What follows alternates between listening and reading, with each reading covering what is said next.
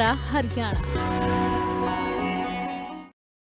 नमस्कार, स्वागत है आपका। आप देख रहे हैं हमारा हरियाणा में, आपके साथ सुदेश नैन मोर। बुलेटिन की शुरुआत करेंगे बड़ी खबर के साथ। आज हरियाणा के मुख्यमंत्री नायब सिंह सैनी पंजाब के दौरे पर रहेंगे और पटियाला के समाना में एक जनसभा को संबोधित करेंगे मुख्यमंत्री नायब सिंह सैनी। बीजेपी के कार्यकारी अध्यक्ष अश्विनी शर्मा भी उनके साथ मौजूद रहेंगे। मुख्यमंत्री नायब सिंह सैनी के दौरे को लेकर कार्यकर्ताओं ने पूरी तैयारी कर रखी है। चुनावी सरगर्मियों के बीच एक बार फिर से पंजाब में जनसभा करते नजर आएंगे हरियाणा के मुख्यमंत्री नायब सिंह सैनी। एक बड़े चेहरे के रूप में बीजेपी ने एक बड़ी जिम्मेदारी के साथ उनको पंजाब की राजनीति में शामिल किया है। जिस तरीके से दिल्ली में विधानसभा चुनाव में भी चुनाव प्रचार की कमान नायब सिंह सैनी ने संभाली थी, कुछ उसी तर्ज पर पंजाब में भी बीजेपी एक एक्सपेरिमेंट कर रही है। नायब सिंह सैनी को मुख्य चेहरे के तौर पर शामिल किया जा रहा है चुनावी सरगर्मियों के बीच। ये बड़ी खबर आपको दे रहे कि मुख्यमंत्री नायब सिंह सैनी आज पंजाब जाएंगे। समाना में उनकी जनसभा है और पंजाब बीजेपी के कार्यकारी अध्यक्ष अश्विनी शर्मा भी इस जनसभा में शामिल होंगे। मुख्यमंत्री नायब सिंह सैनी और हरियाणा की सरकार के कामों को रोल मॉडल के रूप में बीजेपी पंजाब में पेश कर रही है। आप इसे दिल्ली विधानसभा चुनाव की रणनीति की तरह भी देख सकते हैं। बीजेपी ने एक्सपेरिमेंट के तौर पर हरियाणा के मुख्यमंत्री नायब सिंह सैनी को चुनाव प्रचार की एक बड़ी जिम्मेदारी सौंपी है। चुनाव में अभी वक्त है, लेकिन चुनावी चौसर आप कह सकते हैं कि सज चुकी है और इसी पर दांव पेंच अब लगाए जा रहे हैं। और आज हरियाणा के डीजीपी भी प्रेस कॉन्फ्रेंस करेंगे। 11 बजे का वक्त तय किया है। जबरन वसूली की रोकथाम के लिए हरियाणा पुलिस की तरफ से ऐप शुरू किया जाएगा। जबरन वसूली के मामले लगातार बढ़ते जा रहे हैं। इन्हीं पर लगाम लगाने के लिए हरियाणा के डीजीपी आज ऐप का शुभारंभ करेंगे। अभेद्य ऐप, जिसका नाम हरियाणा पुलिस की तरफ से दिया गया है, उसको आज लॉन्च किया जाएगा, जनता के सुपुर्द किया जाएगा। डीजीपी अजय सिंघल 11 बजे पुलिस हेडक्वार्टर पंचकुला में प्रेस कॉन्फ्रेंस कर इस ऐप के बारे में, इसके इस्तेमाल के बारे में जानकारी मीडिया को देंगे और बताएंगे कैसे जबरन वसूली के मामलों से बचाने में ये अभेद्य ऐप उनके लिए कारगर साबित होगी।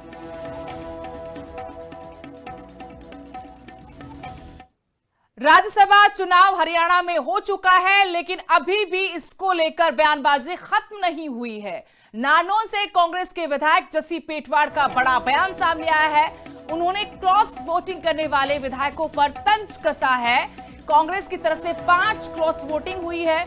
उन्होंने कहा कि खरीदने और बिकने वाले दोनों ही दोषी हैं। ना तो खरीदने वाले के लिए लोकतंत्र में जगह है, ना बिकने वाले के लिए। 5 विधायकों ने पार्टी के साथ गद्दारी की है। गद्दार विधायकों ने कांग्रेस पार्टी के साथ गद्दारी की। लोगों ने अपनी जनता के साथ भी विश्वासघात किया है। कांग्रेस पार्टी ने 5 नाम सार्वजनिक कर दिए हैं। 20-20, 25-25 करोड़ रुपए में अपना ईमान बेच दिया।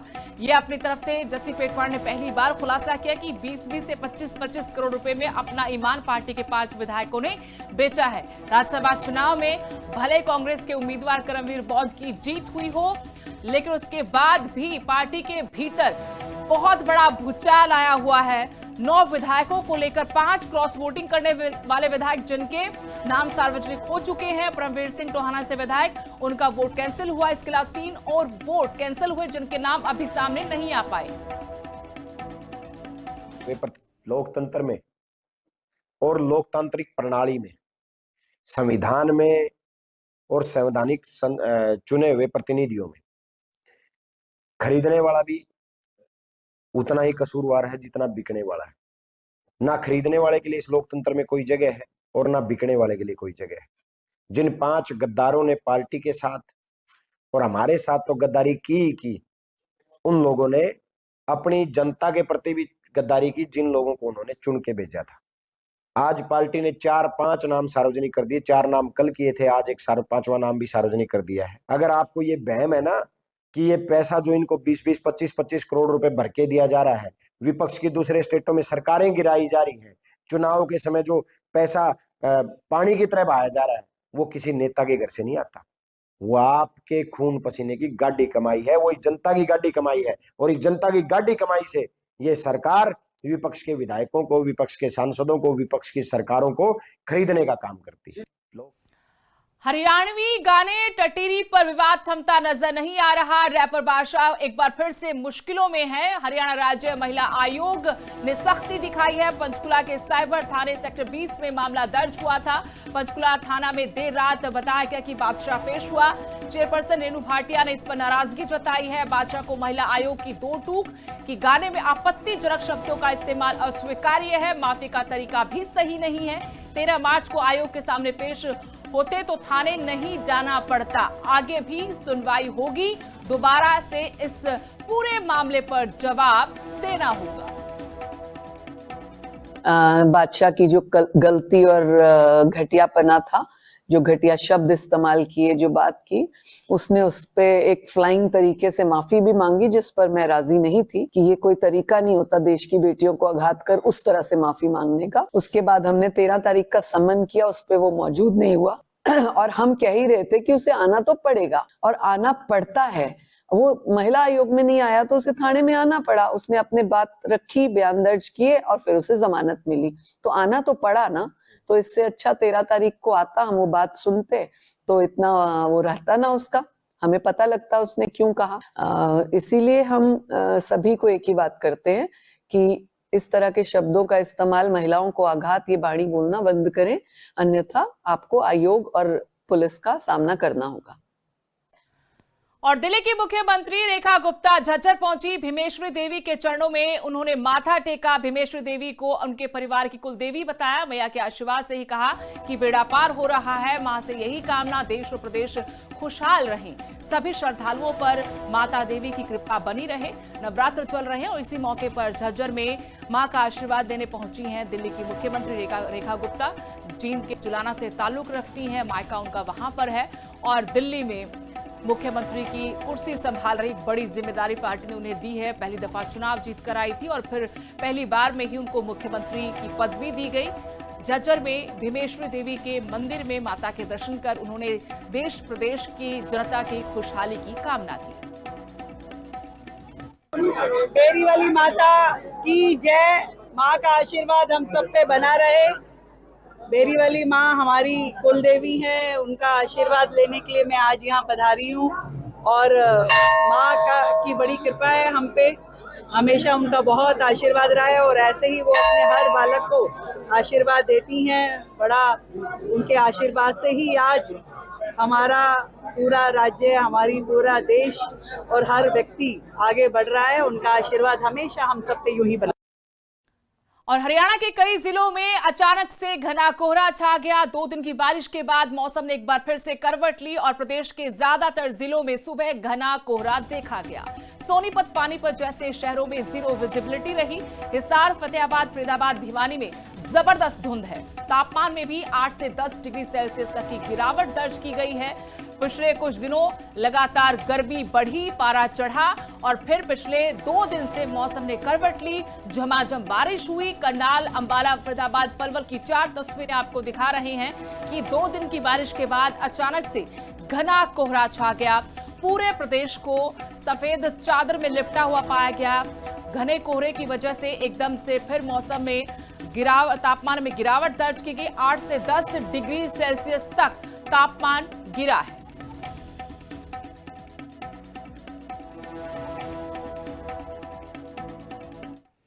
और इसी धुंध की वजह से पानीपत NH 44 पर 15 वाहन आपस में भिड़ गए।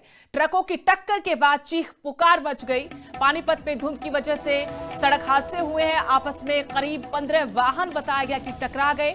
मौसम के बदलने की वजह से ये तबाही हुई है। धुंध अचानक से बढ़ गई, विजिबिलिटी की कम हो गई थी। कोहरे की सफेद चादर में पूरा पानीपत लिपटा हुआ है। विजिबिलिटी इतनी कम थी कि हाईवे पर चल रहे वाहनों को 5 मीटर दूर का रास्ता भी नजर नहीं आ रहा था। विजिबिलिटी के कारण गांव सिवाह बस स्टैंड के पास एक के बाद एक करीब 15 वाहन आपस में टकरा गए, जिससे हाईवे पर घंटों लंबा जाम लगा रहा।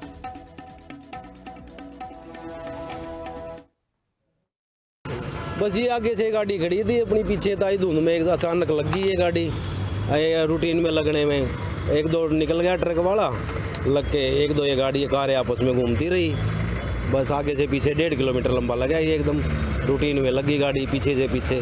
कितने गाड़ियाँ लगे? लगभग गाड़ी होंगी ये 20 गाड़ी होंगी, 18-20 गाड़ी। तो नरवाना में नशा तस्करी गिरोह का भंडाफोड़ हुआ है। गिरोह में शामिल मां बेटे को गिरफ्तार किया गया। 27 लाख रुपए की हेरोइन और गांजा इनसे बरामद हुआ है। रेलवे और ब्रिज पर सप्लाई से पहले दोनों को धर दबोचा। 260 ग्राम हेरोइन और 4 किलो गांजा के साथ दोनों आरोपियों को पकड़ा गया है। जींद पुलिस का नशे के खिलाफ ये बड़ा प्रहार आप कह सकते हैं। नेटवर्क खंगालने में पुलिस जुटी हुई है, लेकिन 2 आरोपियों को गिरफ्तार किया है। दोनों का रिश्ता मां बेटे का बताया गया है। इनके पास से 260 ग्राम हेरोइन, 4 किलो गांजा भी बरामद किया है।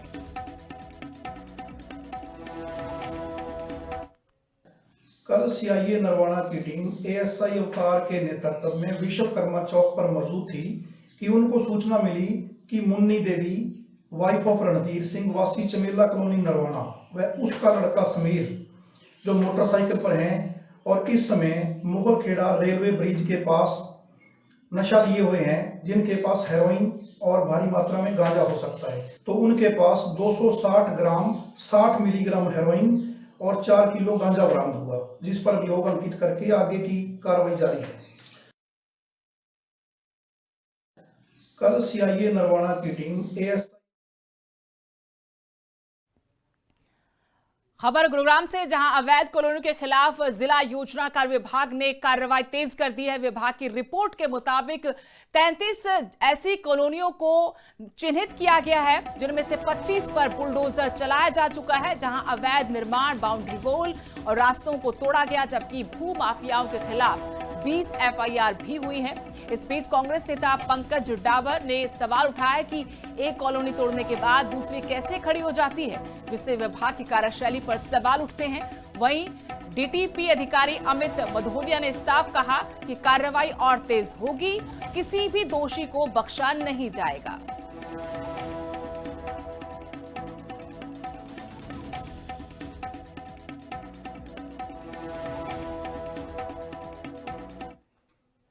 हरियाणा में संत परंपरा और सामाजिक समरसता के संदेश को आगे बढ़ाने की खास पहल देखने को मिली, जहां मुख्यमंत्री नायब सिंह सैनी ने संत श्रोमणी श्री गुरु लाधूनाथ जी महाराज की जयंती के मौके पर उन्हें श्रद्धांजलि अर्पित की और उनके आदर्शों को समाज के लिए प्रेरणादायक बताया। इस दौरान मुख्यमंत्री ने न सिर्फ संत लाधूनाथ जी के जीवन और उनके संदेशों को याद किया, बल्कि नायक समाज के योगदान और सरकार की कल्याणकारी योजनाओं को भी विस्तार से लोगों के सामने रखा। ये खास रिपोर्ट दिखाते हैं।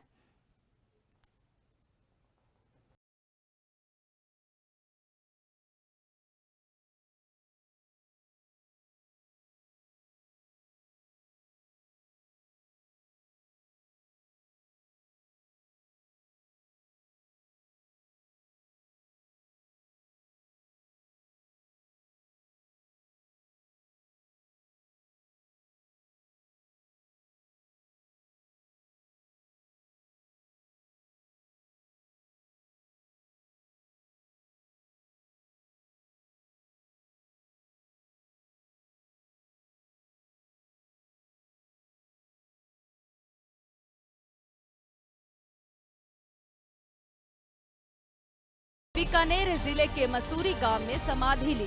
साथियों, श्री लाधूनाथ जी महाराज की जयंती हमारे सांस्कृतिक मूल्यों, आध्यात्मिक विरासत और सामाजिक एकता का ये उत्सव है। साथियों, हम सब जानते हैं कि गुरु लाधूनाथ जी महाराज, उनका जीवन हम सब के लिए प्रेरणा का स्रोत रहा है।